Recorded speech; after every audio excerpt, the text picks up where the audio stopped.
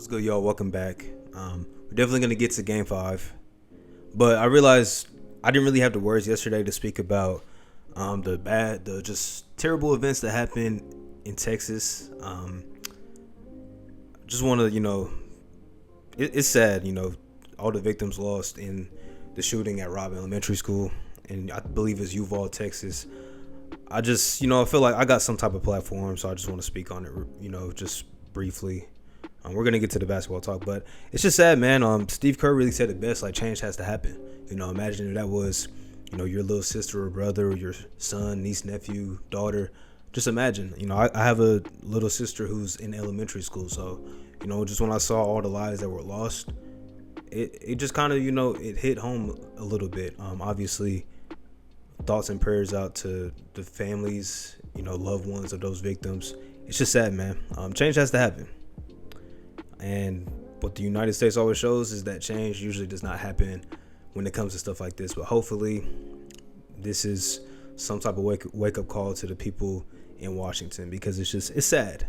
I'm sorry if my energy feels low. It should be higher after a Game 5 Celtics win, but it's sad events, and I just feel like with some type of platform that I do have, I have to speak on it a little bit. It's sad, but let's get to the basketball talk.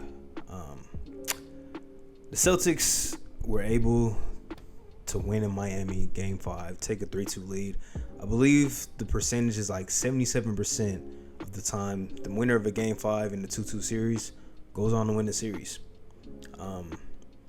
And all I have memories of is 2 times against LeBron up 3-2. He came back and won. But that's besides the point. The Celtics came out. This game was ugly to start. It was really ugly the entire game. Both teams in the first half seemed like they just didn't want to make shots. It's like they were allergic to getting buckets, which was just, a testament to great defense on both sides, but also just missed shots, just like guys looking a little tentative. Third quarter came around, and usually it's the Miami Heat that go on big third quarter runs. This game, it was the Celtics, big third quarter run. It's back-to-back games where they really blew the game wide open in the third quarter. And Boston played really well in the second half. Derek White, once again, big time. He was the only reason why the Celtics were in this game, because Tatum, Brown were not good in the first half. Tatum was not shooting well.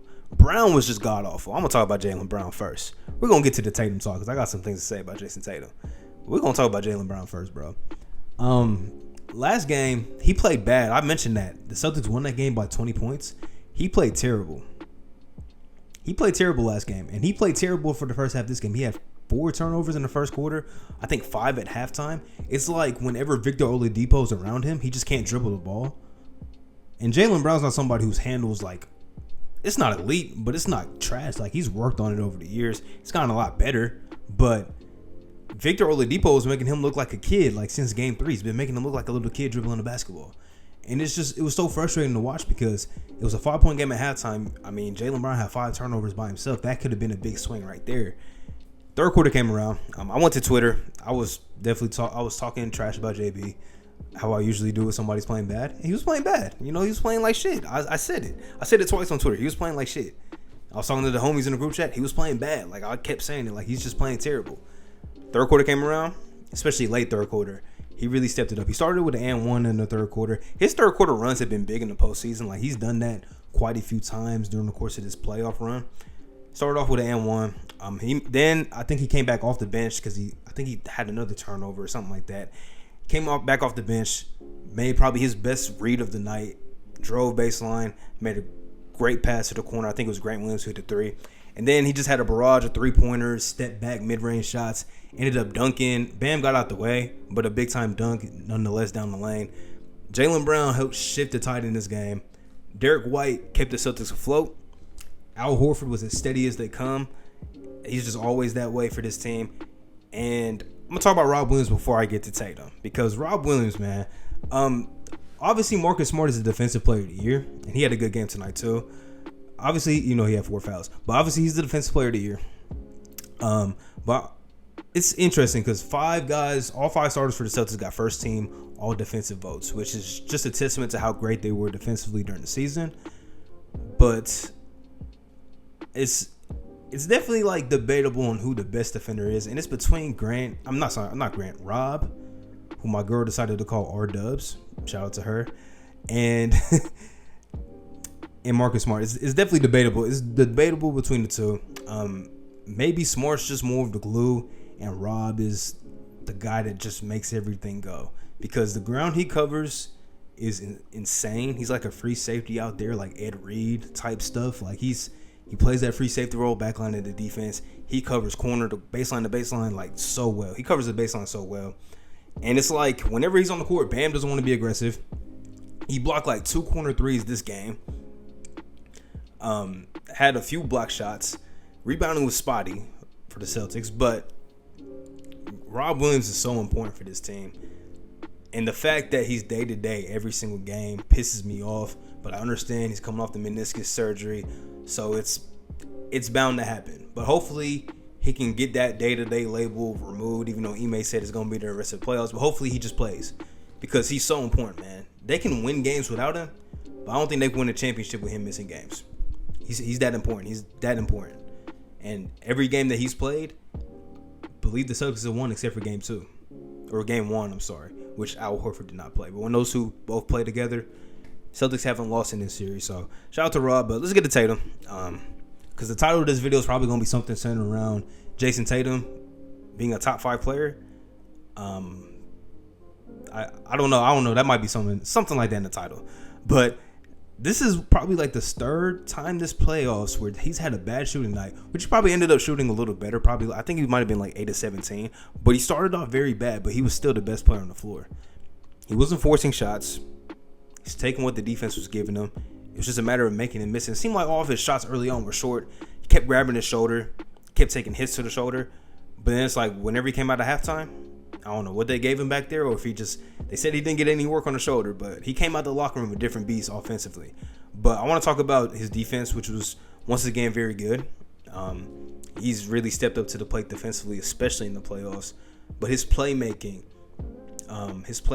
is what has really just elevated his game. I've talked about it before. I've talked about that being the biggest step for him offensively is eliminating all the tough shots, which he's really done a better job of. And then playmaking. And the playmaking has been on display in the postseason. After January 1st, the playmaking was on display in the regular season. He's been a much above average playmaker, since that point in time. There were games early on in the season where he just would get like 3 assists and have like 4 or 5 turnovers or something like that, or just have an average assist to turnover ratio. But now he's a totally different player offensively. And that's with his offensive scoring ability still being good. Maybe even better because he's eliminated the tough shots. He gets to the free throw line a lot more. That's the growth. That is the growth. I've been saying this for the last 2 years. This is what Tatum will need to do to take his offensive game to the next level. And then you add on top of that the defense. He's one of the best players in the league. One of the best players in the league. And now for the second time in his career, he's 1 game away from the NBA Finals. The Celtics, for the second time in, I think, 4 years, are 1 game away from the NBA Finals. Now, obviously, you got to go home. You got to handle business. Miami's not going to lay down. But if you're a Heat fan, how confident are you actually? Because when I'm watching this game, the Heat, they're going to fight. Because they know this game. They knew this game was important. They obviously know next game is going to be very important. So they're going to fight. But they just look so wounded. And I usually don't, if guys are playing, I'm like, yeah, you might be hurt, but everybody's a little hurt at this point, and you're out there playing. So you got to be able to produce if you're going to be out there. You're not going to be a decoy. But when I'm watching the last couple games, Jimmy Butler does not look like Jimmy Butler. He doesn't even look like he wants to shoot shots. And when he does, they're either short or long. And I think a lot of that's to do with the knee injury. The random inflammation that just happened during Game 3. I just really feel like that's taking a toll on him. It is. And then with Bam being basically a negative when Rob Williams is on the court, where are you going to look at to be your carry you on the offensive side of the floor? Because what the Celtics have shown, eventually they're going to start hitting shots because they are more of a talented offensive team than the Miami Heat. They're going to start hitting shots. Tatum, Brown, they're going to start hitting shots. Then Grant Williams is going to start getting good looks. Marcus Smart's going to start getting good looks. Al Horford's going to get going. Rob Williams is going to get lobs. Maybe Peyton Pritchard or Derek White come off the bench. They're going to start making shots. They've shown that in this series. One thing that's been consistent in this series, the Boston Celtics are going to start making shots at some point in the game. You don't know that about the Miami Heat. Like tonight, they just never started making shots. Game 4, they never started making shots. Really, outside of the explosive first 18 minutes of Game 3, they stopped hitting shots. Game 2 didn't hit shots. Game 1, they went on a big run. Other than that, the Celtics have dominated the series. They may be able to make shots and get stops, which is just the name of the game, obviously. But Miami's offense has just been so stagnant at times. Not even stagnant. It's just like the shot making is just not there. And if Jimmy's hobbled, because Jimmy's the guy that's like, okay, calm down. I'm gonna slow it down real quick. I'm gonna get a bucket. Or Tyler Hero, Tyler Hero's capable of doing that, but he's hurt too. So it's like, where are they getting offense from? In this game, Gabe Vincent was trying to be the guy to stop the bleeding. I love Gabe Vincent. I was about to make a tweet like, man, I really just love his game. But if he's the guy that's stopping the bleeding, yeah, you're out of luck, bro. You're out of luck. You're just out of luck, man. I mean, unless Jimmy all of a sudden comes back and looks like Jimmy Butler in Game 1, which he hasn't looked like at all this series since that game, it doesn't look good for Miami. It doesn't. And with Kyle Lowry, he's playing. He looks hobbled still too. Max Strus can't hit a shot. Yeah, it's bad. And even Spoelstra made his adjustments. He stopped playing Dwayne Dedmon. Ran PJ at the small ball 5. It was looking good for a minute. The zone was looking cool for a minute. And then the Celtics figured it out. They matched the small lineup. They still had a big on the floor, but they matched it. And that small lineup for the Celtics played better with Derek White. I think it was White, Brown, Tatum, and Smart. That lineup played better. I think they had Al on the court too. That lineup outplayed the Heat small lineup. So now if you're Spoelstra, man, it's like, what do you do? If Jimmy's not Jimmy, if Bam's neutralized when Rob Williams is out there, what do you do? He's a top 15 coach. So I'll leave that for him. I'll leave that up to him to figure it out. But I don't envy his spot right now, because you got to go to Boston and win a Game 6. And he's done it before, but he had LeBron James on his team. He doesn't have LeBron James, and he barely has Jimmy Butler right now because he just doesn't look healthy. And I don't like using that as the excuse, but it is what it is. He does not look healthy. It looks like he's really just trying to play through it, because he's a tough dude. Like when it comes to playing through stuff, he's a tough guy. But man, yeah, just what a game. Not even really what a game. What a second half by the Celtics. First half was ugly, but it was close. I think that's what everybody wanted. And then end of the third quarter, early fourth, Boston really blew it open. Yeah, I'm taking credit for this one. Me and all the people that were talking about Jaylen Brown on Twitter. And I'm so superstitious, bro. I'm just rambling now. I'm so superstitious because it was third quarter. I think Celtics were up by 4, maybe up by about 4. It was a timeout, and I'm like, man, I realized I had a red shirt on, and I'm like, man, I gotta take this off, bro. I can't feed into any Heat energy, so I had to put my Celtics shirt on. I threw the hoodie on over it because I was cold, but had the Celtics shirt on underneath, still got it on, and then the Celtics went on a big run. So I'm taking credit for this one, man. Taking credit, but shout out to Boston, 1 game away. Now 2 teams are a game away from potentially reaching the NBA Finals. We'll see if Golden State can close it out tomorrow, or maybe we'll have another Game 6. And then I believe Boston-Miami will be Friday.